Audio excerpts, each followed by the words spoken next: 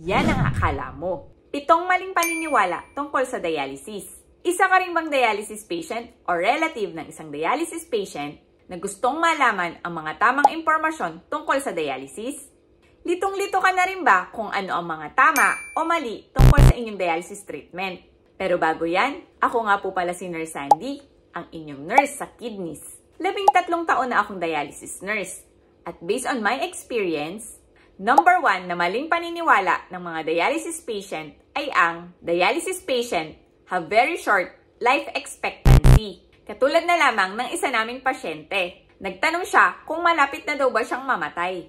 Kadalasan daw kasi nang nakikita niya na nagdadialysis ay mabilis lang ang kanilang buhay. Kaya naman, dati pa daw ay ayaw niya talagang magpa-dialysis. Kung hindi lang daw siya dinala ng kanyang kamag-anak sa ospital, nung lunod na siya sa tubig. Mahigit 1 buwan niya daw kasing tiniis ang pamamanas, pagsusuka, pagkawalang ganang kumain at hindi pagkatulog. Dahil iniisip niya na pag nagdialysis siya, madali siyang mamamaalam. Kaya naman, inexplain ng aming nephrologist na ang survival rate ng mga dialysis patient ay depende sa maraming factor tulad ng edad, overall health, compliance sa treatment at iba pa. Ipinakita ko rin sa kanya ang mga dialysis patient na nagsha-share ng kanilang experience sa social media na nabubuhay ng 10, 20 o 30 years na nagdadialysis at ine-enjoy ang kanilang bawat araw sa kanilang pamilya, trabaho at ang iba ay nakakapagbakasyon pa. Kaya naman ngayon ay mas umaliwalas na ang kanyang muka dahil sa mga tamang impormasyon na kanyang nalaman. Ngayon ay ibabahagi ko sa inyo ang 7 maling paniniwala tungkol sa dialysis. Unang maling paniniwala tungkol sa dialysis ay ang dialysis ay hindi nakakapagpagaling ng sirang bato. Kapag sira na ang ating mga bato, ito ay irreversible, na ang ibig sabihin ay hindi na ito gagaling. Kailangan na itong palitan ng bagong bato at ito ang tinatawag na kidney transplant. Ang dialysis ay pansamantalang tumutulong lamang upang linisin ang toxic waste sa ating katawan at tanggalin ang extra fluids habang iniintay mo ang inyong kidney transplant. Kaya nire-rekomenda na kung isa kang candidate or isa ng dialysis patient, magpalista o pumila na rin kayo for kidney transplant. Simulan nyo na ang inyong mga transplant workups dahil maaaring matagalan sa donor o sa proseso ng pag-aayos. May tulong na binibigay ang gobyerno, lalo na ang PhilHealth sa mga kidney transplant. Maaari kayong sumali sa iba't ibang grupo sa social media upang malaman ang mga detalye nito.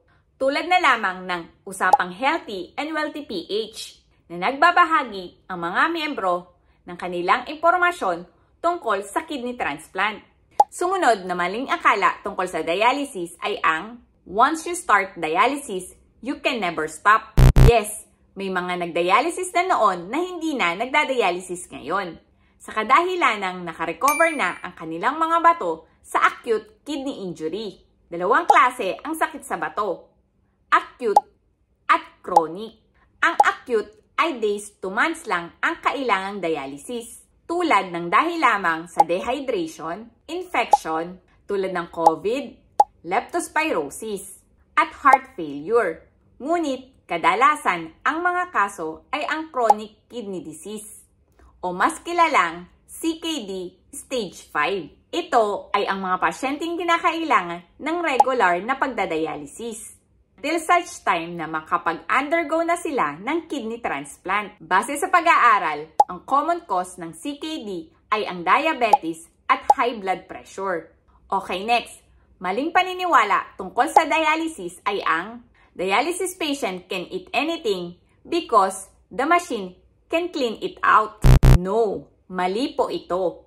Ang diet ay napakahalagang parte ng overall health ng isang dialysis patient. Hindi lahat ng toxic product ay kayang tanggalin ng makina at ng dialyzer, katulad ng ginagawa ng inyong mga bato. Kaya dapat sumunod sa low potassium, low phosphorus, low sodium, at limited fluid intake ng isang dialysis patient. Dahil it can lead to serious complications tulad ng heart problem, swelling, dangerous imbalances sa inyong electrolytes kapag hindi sumunod sa tamang diet. Next, maling paniniwala din tungkol sa dialysis ay ang dialysis is very painful. Ang katotohanan, ang dialysis ay walang sakit na mararamdaman habang nakasalang. Bukod na lamang siguro kapag tinusukan na ng karayom ang inyong AV fistula access.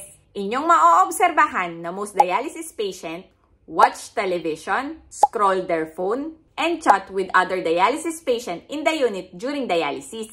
Kadalasan pa nga ng mga dialysis patient namin ay tulog during dialysis dahil galing pa sila from work kaya tulog habang nakasalang. Sumunod na maling paniniwala tungkol sa dialysis, dialysis patient cannot travel or live a normal life.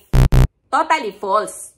Dahil karamihan pa nga ng aming dialysis patient dito sa Middle East ay breadwinner dyan sa Pilipinas. Before or after work sila sumasalang upang patuloy pa rin nilang masuportahan financially ang kanilang mga mahal sa buhay sa Pilipinas. Marami ng dialysis center sa buong mundo kaya hindi na problema ang inyong pagsalang during vacation or for a travel.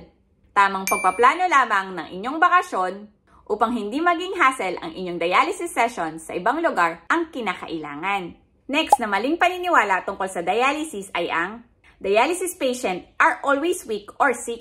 Kapag sumunod sa tamang treatment, proper diet at medication ang isang dialysis patient, mapapanatili pa rin niya ang pagiging productive at active sa kanyang pang-araw-araw na pamumuhay dahil natatanggal ng makina ang mga basura sa kanyang katawan na naging sanhi ng hindi magandang pakiramdam. Kadalasan, ang mga dialysis patient na laging malata at hina ay ang mga pasyenteng nag-miss ng kanilang dialysis session at hindi sumunod sa proper diet at medications.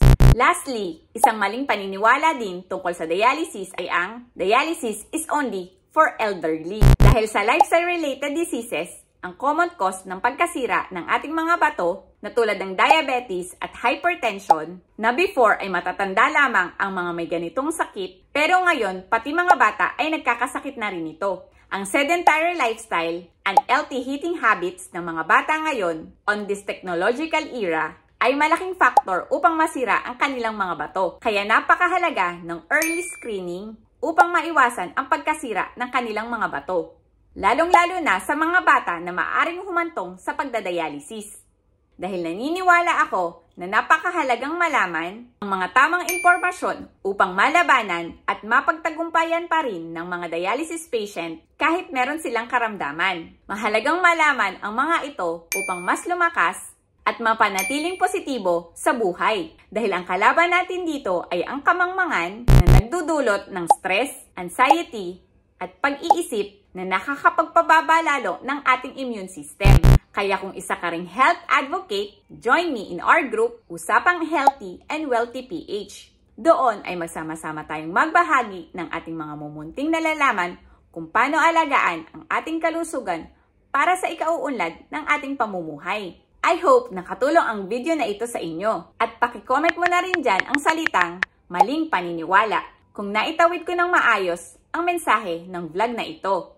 Ayun lamang po muna, hanggang dito na lang. Please like, share, and follow nyo na rin. Please follow nyo na rin po ako sa aking YouTube channel, Sandy Madeline Cruz. Dahil nagpo-post din po ako doon ng mga video kung paano alagaan ang ating kalusugan para sa ikauunlad ng ating pamumuhay. Ayun lang po muna, hanggang dito na lang. Huwag kakalimutan, true wealth is health.